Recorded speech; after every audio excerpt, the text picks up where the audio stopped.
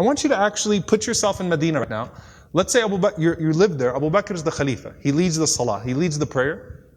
He said every day after Fajr, Abu Bakr radiallahu anhu would go in an opposite direction of his house, and he would go deep into the desert. I was very curious. Right? What does he do out there? So Umar radiallahu anhu said, I'd watch him every single day. Go to Salat al-Fajr, and then Abu Bakr does not return home. He just walks far away into the desert.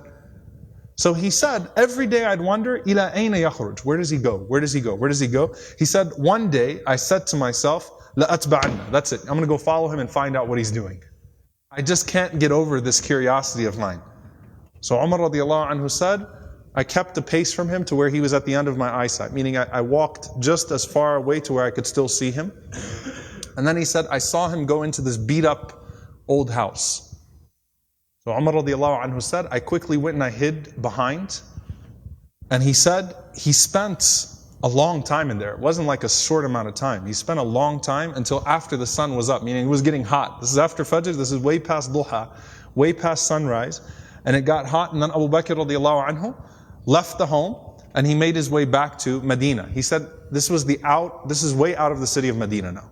This isn't even the city of Medina right now. Way out of the city of Medina. So Umar radiallahu anhu said, I waited until I could no longer see him, meaning he made his way back to Medina. And Umar radiallahu anhu said, I knocked on the door. Okay?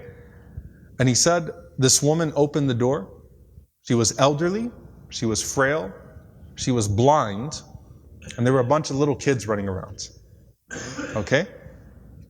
So I said to her, Assalamu alayki, ma sha'nukum ya amatullah.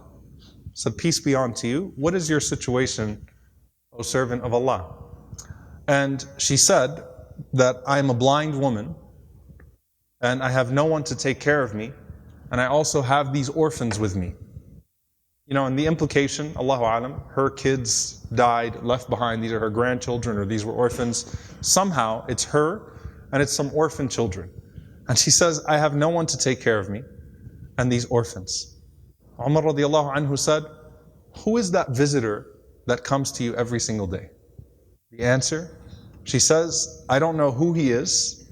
La yuthkar li ismuhu abada. He never once shared his name with me. He never bothered to tell me his name. Umar radiallahu anhu said, well, what does he do?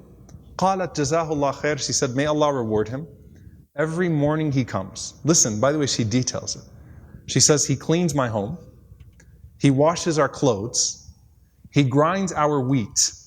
He bakes our bread. He cooks our breakfast. And then he leaves. Subhanallah. Think about that. If this was the only narration we had about Abu Bakr, it's incredible. Seriously.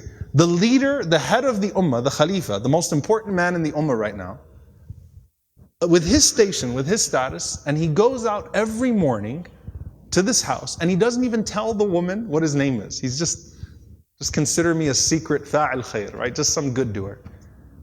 Washes the clothes, cleans the house, grinds the wheat, bakes the bread, cooks the breakfast, and then makes his way back to govern the ummah. That is absolutely incredible. Umar radiallahu ta'ala anhu says, every single day? Like, is this really what he does every single day? She said, every day, may Allah bless him. Umar radiallahu anhu said, do you pay him anything? She said, nothing. Umar radiallahu ta'ala anhu started to cry, and he said, أَتَعَبْتَ الْخُلَفَاءَ بَعْدَكَ يَا أَبَا بَكْرِ. You have exhausted every successor of yours, O Abu Bakr. You've exhausted us. Anyone that comes after you is exhausted.